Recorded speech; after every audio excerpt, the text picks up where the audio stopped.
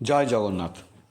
মহারাজ ইন্দ্রদ্যুম্ন বহু জীবনে তপস্যার ফলে ভগবানের চরণ কমলে সেবার সুযোগ পান। ওই চরণ কমল যাকে দর্শন করলে বদ্ধজীব মুক্ত হয়। রাজা জগন্নাথের কাছে প্রার্থনা করেছিলেন যে কিভাবে তিনি ভগবানের সেবা পূজা করবেন, কারণ জগতে ধর্ম বিষয়ক অনেক মতামত আছে। তখন দারুব্রহ্ম পরমেশ্বর ভগবান জগন্নাথ নিজেই হাসতে হাসতে তার সেবা পদ্ধতি রাজাকে বলেছিলেন। ভগবান বলেছিলেন যে জ্যৈষ্ঠ মাসের পূর্ণিমাতে আমি অবতীর্ণ হয়েছি, সেই দিনটিকেই তোমরা আমার আবির্ভাব তিথি বা জন্মতিথি হিসাবে পালন করবে। সেই দিন তোমরা আমাকে সর্বপ্রথমে স্নান করাবে।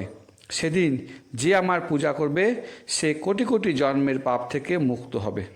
সর্বতীর্থের সর্বফল সে আমার স্নানযাত্রা দর্শনে লাভ করবে। আমার সাথে বলরাম ও সুভদ্রাও থাকবে।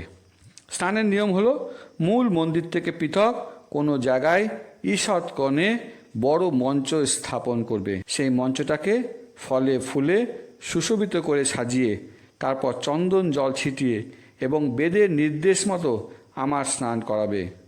তার আগের দিন সর্বপ্রথমে একটি কূপ খনন করবে এবং 108 কলসি ভর্তি জল তুলবে এবং ওই জল দিয়ে আমার স্নান হবে।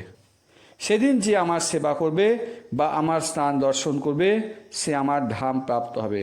আমার স্নান দর্শন করলে তাকে আর জড় শরীর ধারণ করতে হবে না। আমার মুখ দক্ষিণ দিকে থাকবে এবং সেদিন আমার দর্শনে সকলের সকল মনোবাসনা পূর্ণ হবে। তারপর 15 দিন আমি আর কাউকে দর্শন দিব না। আমি গৃহের ভিতরে থাকব।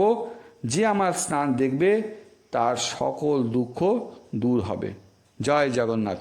হরে কৃষ্ণ কৃষ্ণ কৃষ্ণ হরে হরে, হরে রাম রাম রাম হরে হরে। শিল প্রভুপাদ কি জয়।